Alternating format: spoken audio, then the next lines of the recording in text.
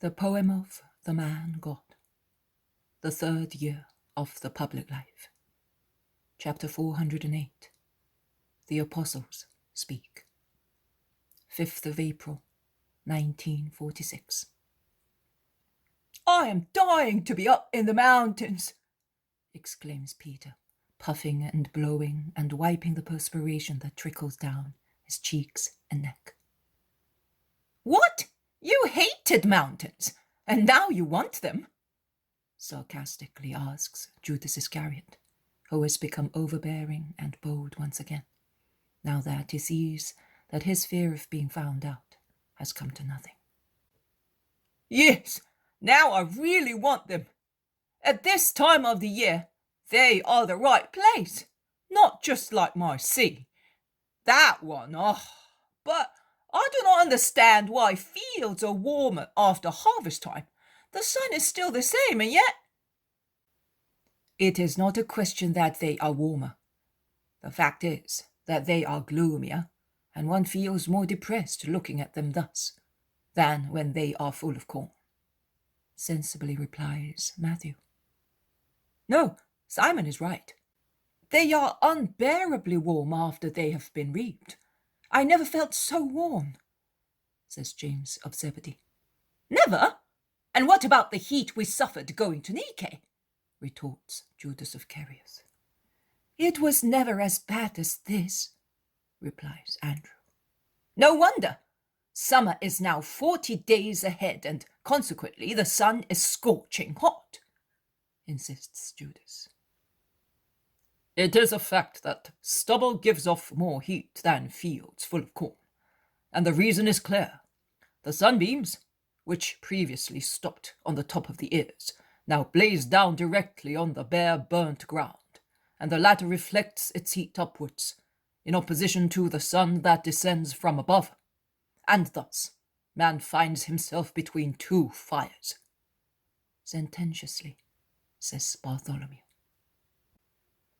The Iscariot laughs ironically, and he gives a low bow to his companion, saying, Rabbi Nathaniel, I greet you and thank you for your learned lesson. He is as offensive as one can be. Bartholomew looks at him, but is silent.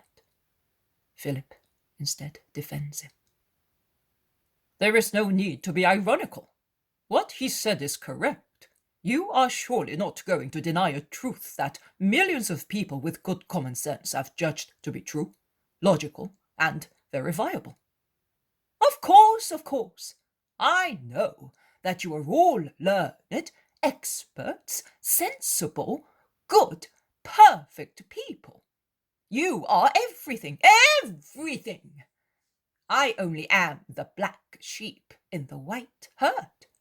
I only am the bastard lamb, the disgrace that is disclosed and puts on ram horns. I only am the sinner, the imperfect one, the cause of all the evil among us, in Israel, in the world, perhaps also in the stars. I cannot stand any longer, not so much because I see that I am the last, but because I see that non-entities, like those two fools who are speaking to the master, are admired, as if they were two holy oracles. I am tired of... Listen, boy, Peter begins to say, while red in the face, not so much from the heat as from his efforts in controlling himself. But Judas Thaddeus interrupts him. Are you judging other people by your own standard? Try and be a non-entity yourself, like my brother James and John of Zebedee, and there will no longer be imperfections in the apostolic group. See now whether I am right. I am imperfection. That's too much. But it is. Yes, I think that it was too much of the wine that Joseph made us drink, and in this heat it is upsetting you. Just a reaction of the blood, says very calmly Thomas, to make a joke of the quarrel which is about to arise. But Peter has worn out his patience, and with set teeth and clenched fists to continue to master himself, he says. Listen, boy. There is one thing only advisable for you. Part for a little while. I? Part? By your order? The master only can give me orders, and I will obey him only. Who are you? A poor, an ignorant, coarse, good-for-nothing fisherman? You are right. I am the first to say that. And before the omnipresent, all-seeing Jehovah, I testify that I would prefer to be the last instead of the first. I declare that I would like to see you or anybody else in my place, but you above all, so that you might be freed from the monster of jealousy, which makes you unfair. And I wish I had but to obey you, my boy, and believe me, it will cost me much less trouble than having to speak to you as the first. But he, the master, appointed me the first among you, and I must obey him first of all, and more than I have to obey anybody else. And you must obey. And with my good sense of a fisherman, I tell you to part, not as you have understood, mistaking my soothing words for fiery ones, but to go away for a short while and be alone, to meditate. You were behind us all from Bether to the valley. Do that again. The master ahead, you in the rear, we, the non-entities, in the middle.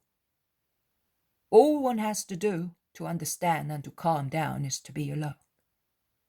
Listen to me. It is better for everybody and for you, first of all. And he takes him by the arm and pulls him out of the group, saying, There, stay there, while we join the master. Then, come slowly, slowly, and you will see that the storm will soon be over. And he leaves him, joining his companions who are already a few meters ahead. I perspired more speaking to him than walking. What temperament! Shall we ever be able to get something from him? Never, Simon. My brother persists in keeping him, but he will never get any good out of him, replies Judas Thaddeus to him. He is a real punishment for us, whispers Andrew, and he concludes. John and I are almost afraid of him, and we always keep quiet, fearing further quarrels. It is in fact the best policy, says Bartholomew. I just cannot keep quiet, admits Thaddeus. I am not very successful either, but I have found the secret to become so, says Peter. Which? Tell us, they all say. Working like an ox at the plough, even a useless job, something that serves to get off my chest the load that is brewing up inside me, something that is not Judas. Ah, I understand. That is why you made such havoc of plants when descending to the valley. That's why, eh? Asks James of Zebedee. That's it. But today, here, I had nothing to break without causing damage. There are only fruit trees, and it would be a sin to spoil them. I worked 3 times as hard breaking myself, so that I would not be the old Simon of Capernaum, and my bones are aching. Bartholomew and the zealot make the same gesture and utter the same words. They embrace Peter, exclaiming, And you are astonished that he appointed you the first among us. You are a teacher to us. Me? Because of that? A trifle. I am a poor man. I ask you only to love me by giving me wise advice, simple, loving advice, love and simplicity that I may become like you, and only for his sake, as he is already so grieved. You are right. that we at least may not be the cause of his grief, exclaims Matthew. I had a terrible fight when Johanna sent for him. You two, who have gone ahead, do you really not know anything? Asks Thomas. No, nothing for certain. But we have been thinking that it was in connection with that fellow behind there, who has been up to something, replies Peter. Be quiet. I suspected the same when I heard the master speak on the Sabbath, admits Judas Thaddeus. So did I, answers James of Zebedee. Oh, I never thought of that. Not even when I saw Judas so gloomy, so rude that evening, I must say, says Thomas.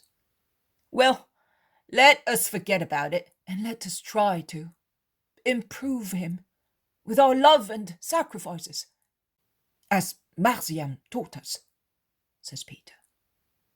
What will Marcian be doing? Asks Andrew, smiling. Who knows? We shall soon be with him. I'm dying to see him. These separations really cost me so much. I wonder why the master wants this. Now, Marcian also could be with us. He is no longer a little frail boy, remarks James of Zebedee.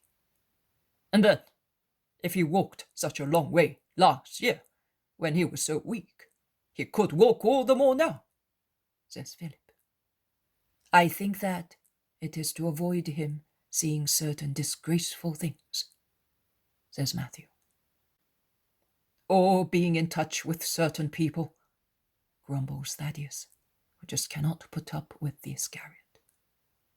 Perhaps you are both right, says Peter. Surely not. He must be doing it to let the boy grow stronger. You will see that next year the boy is with us, states Thomas. Next year? Will the master still be with us next year? Asks Bartholomew pensively. His speeches seem so elusive to me. Don't say that, implore the others. I don't like to say so, but not saying does not serve to remove what is destined to happen. Well, that is another reason why we should improve much during the next months, in order not to grieve him by not being ready. I mean, now that we shall be resting in Galilee, he should teach us 12 particularly as much as possible. In any case, we shall soon be there. Yes, and I am longing for that. I am old, and these marches in this heat cause much personal trouble to me, confesses Bartholomew. And to me. I was a vicious man, and if you count many years, I am older than you think. Excesses, I feel all their consequences in my bones now, and we, children of Levi, suffer from such trouble by nature. And what about me? I was ill for years, and that life in caves, with scanty miserable food. One feels the effect of such situations, says the zealot. But you have always said that since you were cured, you have been feeling strong, asks Judas, who has joined them and is behind the zealot. Has perhaps the effect of the miracle come to an end? The disfigured but expressive face of the zealot makes a typical grimace and seems to say, He is here, Lord. Grant me patience. But he replies more kindly, No, the effect of the miracle is not over, and you can see that. I have not been taken ill again. I am strong and healthy. But years are years, and fatigue is fatigue.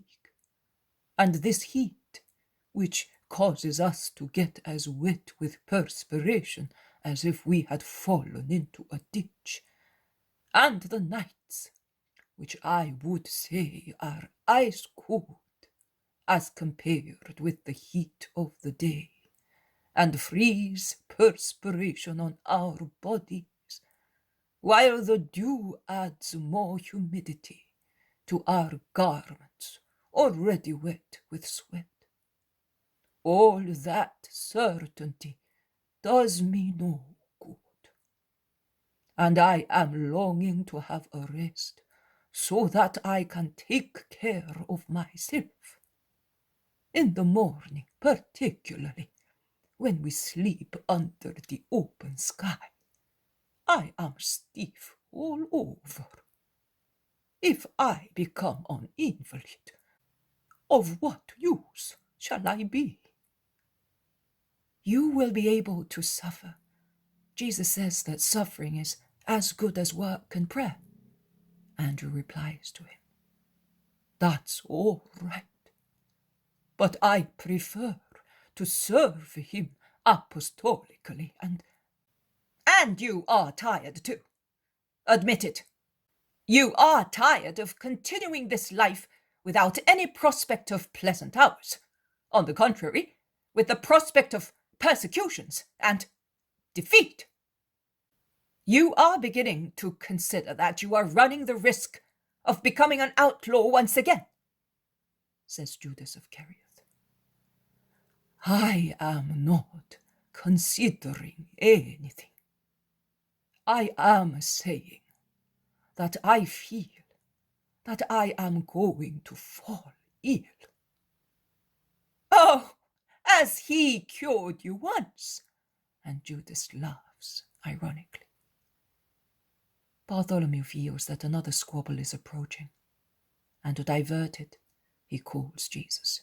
Master, is there nothing for us? You are always ahead of us. You are right, Bartholomew, but we are going to stop now. See that little house? We will go there because the sun is too strong. We will set out again in the evening.